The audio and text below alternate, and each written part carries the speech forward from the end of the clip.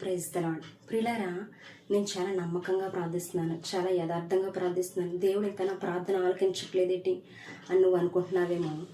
Bible గ్రంథంలో Hannah అనే భక్తురాలు ఉంది. ఆమె గర్భఫలం కోసం దేవుడిని ఎంతో బ్రతిమలాడింది.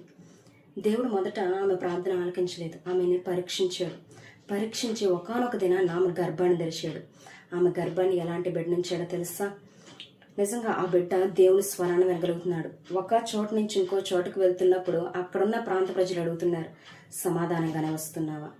దేవుని ప్రజల్లో దేవుని భయాన్ని నింపినటువంటి వ్యక్తి సమూయేలు. అలాంటి బిడ్డని దేవుడు హన్నాకు దయచేశాడు. దేవుడు కొన్నిసార్లు ఒక కార్యాన్ని లేట్ చేస్తున్నాడని దాని అర్థం ఏంటో తెలుసా?